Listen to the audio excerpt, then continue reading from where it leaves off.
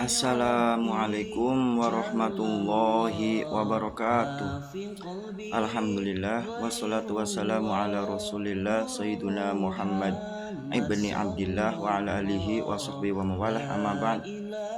Selamat malam kepada semuanya, guru-guru, pembimbing, rekan, kawan, sahabat, dan sedulur satu frekuensi yang selalu memberikan suatu motivasi dan dukungan kepada kita semua, dan pula para pemirsa yang selalu setia di channel Ahmad Zaki Sena ini dalam kajian ilmu tasawuf, jati diri, dan spiritual. Pada malam kali ini saya akan membahas suatu tema, yaitu 5 macam suluk. 5 macam suluk. Dan kelima macam suluk ini tujuannya dalam rangka ilahi anta maqsudi waridhoka matlubi a'tini mahabbataka wa ma'rifataka wa a'tini ma'aka abadan. Hanya kepada Allah lah yang dituju, dan hanya keridhaan Allah lah yang dicari, dan berharap akan rahmat Allah dengan karunia mahabbah, cinta, dan makrifat, dan ingin selalu bersama dengan Allah Subhanahu wa Ta'ala. Itu tujuan utamanya dari kelima macam suluk ini. Yang pertama, suluk qauli, yaitu suluk apa itu? Suluk yang diucapkan. Metode atau caranya itu adalah berbentuk atau berupa wirid. Secara mufradnya wirid, secara jamaknya itu adalah wurud. Berbagai macam amalan liyah yang diucapkan, yang diberikan oleh guru pembimbingnya atau guru mursidnya, maka alhasil daripada itu akan membuahkan suatu keauradan. Contoh di antara suluk qauli, yaitu di antara beberapanya itu adalah membaca zikrullah, yaitu seperti membaca kalimat la ilaha illallah sesuai dengan petunjuknya, jumlahnya berapanya. Dan juga contohnya lagi adalah membaca suatu rangkaian amalan yang bisa kita namakan khotaman atau rotiban atau manakib, atau pula amalan maulud dan berbagai macam yang lain-lainnya, atau istighosahan juga ada yang lain-lainnya. Selanjutnya itu adalah dari amalan suluk qauli itu, amalan suluk yang berupa wirid-wirid itu akan membuahkan suatu keauradan. Keauradan itu adalah suatu pancaran-pancaran daripada cahaya-cahayanya karunia Allah Subhanahu wa Ta'ala. Selanjutnya suluk fikroh. Suluk fikrotun atau suluk fikri itu adalah suatu amalan suluk yang berupa tafakur. Tafakur maka akan menghasilkan suatu alim, kepemahaman, kepengetahuan. Jadi orang yang alim atau suatu keadaan alim belum tentu suatu keadaan yang menjadi arif atau memahami atau mengetahui atau merasakan. Kalau orang arif itu sudah pasti merasakan dengan pengetahuan-pengetahuannya. Tapi kalau orang alim itu baru bisa memahami dan mengetahuinya saja. Jadi dari suluk yang kedua itu adalah suluk fikri, sebagaimana di dalam ayat Al-Quran, yaitu ayat ulil albab dalam surat Ali Imran ayat 191 dijelaskan, bismillahirrahmanirrahim, alladzina yadhkurunallaha qiyaman wa qu'udan wa 'ala junubihim wa yatafakkaruna fi khalqis samawati wal ardh rabbana ma khalaqta hadza batila.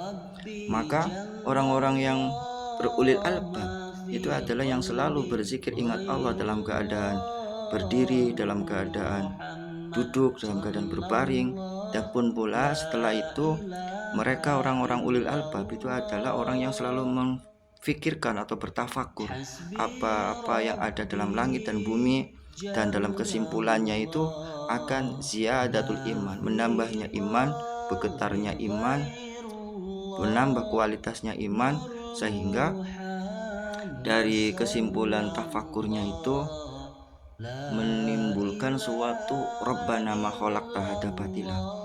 Segala sesuatu itu ternyata tidak ada yang sia-sia, penuh dengan suatu kehikmahan dari penciptaannya Allah Subhanahu wa taala. Selanjutnya itu adalah suluk hali, suluk amalan, ya, suluk amalan, suluk amaliyah atau khuluk atau akhlak, yaitu yang bisa kita terapkan di dalam kehidupan sehari-hari. Jadi khuluk hali itu khuluk keadaan atau amaliyah atau af'al, ya, af'ali itu untuk mewujudkan hasilnya itu pada makom sidik, makom kebenaran.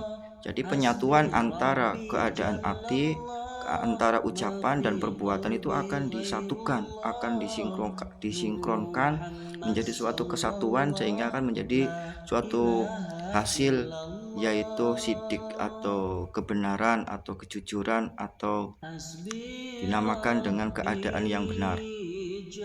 Nah, dari keadaan itu adalah dalam diaplikasikan dalam kehidupan kita sehari-hari, baik dalam kegiatan sosialitasnya, dalam berhubungan sesama manusianya, itu akan dibuktikan di dalam suluk hali tersebut. Selanjutnya adalah suluk akidi. Suluk akidi itu adalah suluk dari berbagai macam amaliyah ibadah yang nantinya akan membuahkan daripada zauki. Membuahkan zauki itu adalah rasa. Dari dalam segala sesuatu amal ibadah, dalam bentuk apapun, itu akan menimbulkan suatu rasa. Ya, contohnya macam ibadahnya itu dari ibadah sholat ataupun zakat atau puasa atau ibadah yang lain-lainnya, sedekah, menuntut ilmu, mencari nafkah. Segala macam ibadah itu adalah nantinya akan menimbulkan suatu zoki, suatu rasa yang hanya bisa dirasakan oleh pengamalnya atau orang yang melakukannya. Itu namanya berarti salik, ya. Salik adalah orang yang mengamalkan daripada amalan suluk. Sedangkan suluk itu adalah suatu amaliyah yang dikerjakan oleh si salik dalam rangka untuk berjalan menuju madrotillah, menuju kepada Allah Subhanahu wa ta'ala. Selanjutnya itu adalah suluk sirri. Suluk sirri itu akan menimbulkan suatu makrifah, akan menimbulkan suatu makrifah. Nah, dalam suluk sirri itu, di dalamnya itu ada caranya itu adalah dengan kholwat. Nah, dari kholwat itu, definisi dari kholwat itu adalah memfokuskan hati untuk selalu bersama dengan Allah, memfokuskan hati atau ruh, hakikat insan manusia itu untuk selalu bersama dengan Allah. Nah, dari amaliyah kholwat itu dibagi menjadi dua kembali. Ada dua tahapan, yaitu tahapan pertama itu adalah kholwat khofi. Kholwat khofi itu adalah gimana seorang salik itu menempatkan diri dalam suatu tempat yang jauh daripada keramaian. Bisa di kamar, bisa di suatu tempat yang sunyi, yang hening, dan suatu tempat yang khusus, jauh daripada keramaian hiruk pikuk manusia yang lainnya. Itu namanya kholwat khofi, ya. Kholwat khofi itu nantinya akan menimbulkan suatu makom ittihad, ya. Ittihad itu adalah suatu keadaan gimana seorang salik, insan itu dalam suatu kesatuan, dalam suatu bukan bersatu, ya, dalam arti melepaskan suatu unsur kemakhlukannya, melepaskan suatu unsur keegoan dirinya, nafsunya di dirinya itu melepaskan bersama dengan Sang Kholik atau Sang Maha Pencipta atau Sang Maha Kekal. Sebagaimana dalam Al-Quran dijelaskan, innani anallahu la ilaha illa ana, bahwa sesungguhnya saya itu adalah Allah. Dalam ayat Al-Quran itu dijelaskan, la ilaha illa ana, tidak ada Tuhan kecuali saya. Berarti dalam makom insan tersebut itu sudah melepaskan suatu kemakhlukannya, itu menyerahkannya hanya kepada Allah. Jadi fana fi fana, sehingga menjadi suatu makom kebakoan atau kekekalan. Itu namanya ittihad ya. Dan kholwat yang kedua itu adalah kholwat jahri. Kholwat jahri atau roi ya. Kholwat jahri atau roi itu adalah kholwat yang di tempat yang tampak oleh orang, dalam kholwat yang suasana keramaian. Suasana keramaian tapi dalam dirinya itu sudah selalu bersama dengan Allah. Dalam dirinya sang salik itu selalu bersama dengan Allah. Sehingga apabila lulus dalam kholwat jahri atau kholwat roi yang dalam keadaan ramai, itu akan menimbulkan suatu makom syuhud.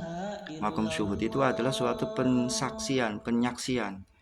Maka dalam makom ini sudah menjadikan suatu keadaan di mana seorang salik itu dalam keadaan menjadi makom ihsan. Ihsan itu adalah antakbudallaha ka'annaka tarahu fa illam takun tarahu fa innahu yaraka, yaitu dengan pandangan keyakinan bahwa seorang salik bisa memandang Allah dalam keadaan apapun. Dan apabila belum bisa, maka seorang salik tersebut itu meyakini bahwa Allah itu selalu dalam memandang kita, dalam pandangannya. Maka dari keadaan tersebut berarti seorang salik itu masuk ke dalam istilah lain dalam dunia tasawuf itu adalah wahdatul wujud. Wahdatul wujud itu dalam arti semua kewujudan itu hanya satu. Segala yang wujud itu hanya satu, yaitu Sang Maha Esa. Sang Maha Esa tiada lain tiada bukan, yaitu Allah Subhanahu wa Ta'ala. Dalam istilah sifatiyahnya itu adalah sifat wahdaniyah. Wahdaniyah kesatuan menyeluruh ke universal, meliputi dari asma, dari sifat, dari af'al, adalah masuk ke dalam zatullah. Itulah dalam keadaan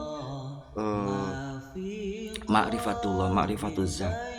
Sehingga seorang salik bisa sampai kepada Allah Subhanahu wa Ta'ala atau bermakrifatullah. Demikian dari berbagai macam penjelasan dari suluk ya. Suluk itu adalah amaliyah, segala sesuatu amalan yang dilakukan oleh seorang salik, seorang penempuh jalan menuju kehadirat Allah Subhanahu wa Ta'ala dengan berbagai suluk-suluknya. Di antara yang kami jelaskan ada 5. Semoga ada manfaatnya. Wal afu minkum. Wassalamualaikum warahmatullahi wabarakatuh.